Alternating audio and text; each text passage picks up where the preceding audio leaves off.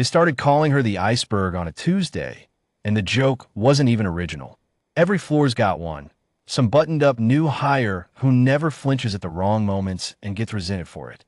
I watched the whole thing start from bed too, hooked to a heart monitor with nothing better to do than notice things. And what I noticed first was that Nurse Calder never once flinched at anything that should have made a person flinch. My name is Walter Iverson, 78 years old, retired Army, a master sergeant a long time back before most of the staff at Caldwell Ridge VA were born. I've been on that ward 11 days waiting on a heart valve to settle enough to send me home. And there isn't much to do in a VA bed except watch the people who come and go and decide, the way old soldiers do, who you trust at your back. The nickname had started 2 weeks earlier, the night a man 3 beds down went into cardiac arrest at 2 in the morning. I heard the whole thing through the curtain. The monitor's alarm, the running feet, a young nurse's voice cracking on the phone to the doctor. And underneath all of it, steady as a metronome, Calder's voice calling out compressions and drug doses like she was reading off a grocery list. The man lived. Afterward, 2 of the other nurses stood in the hallway, saying how cold she'd been, how a person who cared wouldn't sound like that over a dying man. I lay there thinking the opposite, that a person who'd seen worse than this learned a long time ago that panic kills people just as fast as the wound does. But nobody asked an old man in bed 2 what he thought, and I didn't offer it. The trouble that finished her on that floor started over a girl named Priya Anand, fresh off her boards, the kind of new nurse who apologizes to the equipment when she drops it. Priya charted a medication dose wrong on a Sunday night shift. Not dangerous, caught in time, but the kind of mistake that get a first-year nurse pulled into an office and maybe pulled off the floor for good, boards and all. Calder found the error before the charge nurse did. And instead of writing the girl up the way policy demanded, she walked into charge nurse Adele Wexford's office and told her the chart mistake had been hers. I didn't hear that conversation. I heard what came after it, which was Wexford standing in the middle of the ward at 7 the next morning with her arms crossed, pitched loud enough that nobody from bed 1 to bed 6 could pretend not to be listening.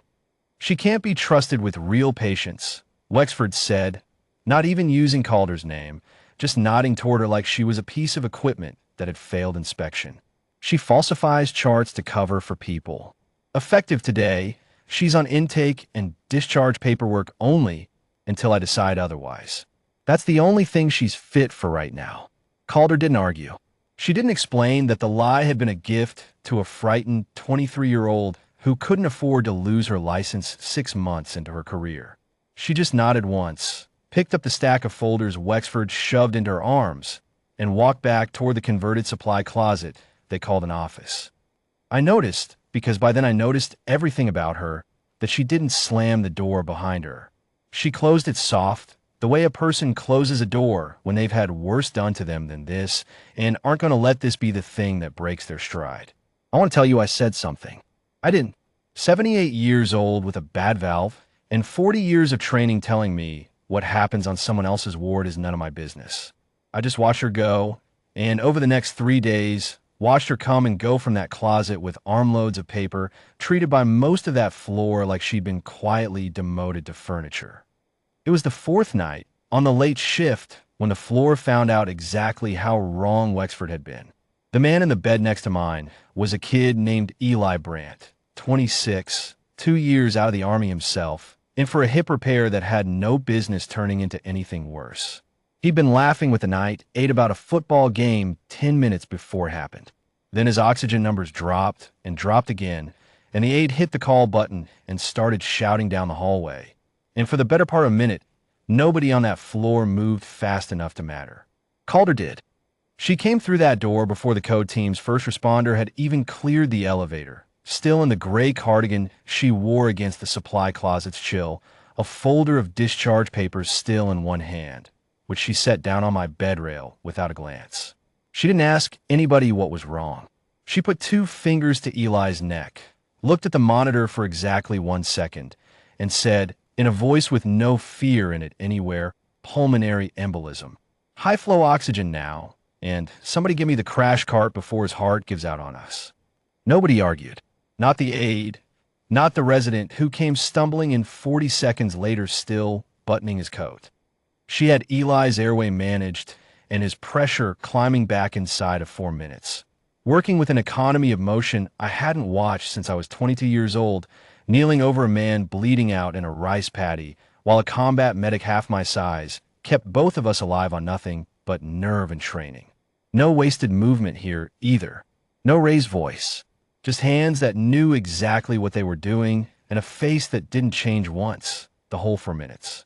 That's when her cardigan fell open at the collar as she leaned over him, and I saw it. A small set of wings pinned to the inside lining, gold and enamel, the kind nobody buys in a gift shop. I knew those wings. 50 years back, I'd loaded wounded men onto cargo planes more nights than I could count, and I'd watched those exact wings on the chests of the flight nurses who flew with them. The ones who didn't get to land until the job underneath them was finished, whatever that job cost. I didn't say a word right then. You don't interrupt a save to ask about a woman's jewelry. But once Eli was stable and wheeled off toward imaging, and the floor had settled back into its ordinary hum, I caught her eye as she bent to pick that folder back up off my bed rail. "Those wings," I said. "Aeromedical evac. Flight nurse." She went still half a second, not guilty, just surprised somebody had recognized them. "Long time ago," she said. 3 years isn't long," I said. "I moved wounded for a living too, once. Different war. Mostly the same wings." She didn't deny it, and she didn't confirm it. Not in words, just gave me a look that said she'd rather nobody on this floor knew, and went back to straightening that folder like none of it had happened. But I'd seen what I'd seen. A woman running a crisis the way only somebody trained in a far worse one could run it, and the exact pin that told me where she'd learned to do it. I am 78 years old, not stupid, and not in the habit of letting a debt like that go unpaid. I still kept a number in my phone for an old reserve buddy who'd ended up running public affairs at the air station 40 minutes south of Caldwell Ridge. I called him that night from my hospital bed, told him plainly what I'd watched a nurse do with a man's collapsing lung and what I'd seen pinned inside her cardigan, and asked him to find out quietly exactly who Brielle Calder had flown with. It took him 4 days. Wexford kept her on paperwork the entire time. Never softened, never explained, walked past that supply closet every morning like Calder wasn't worth a glance.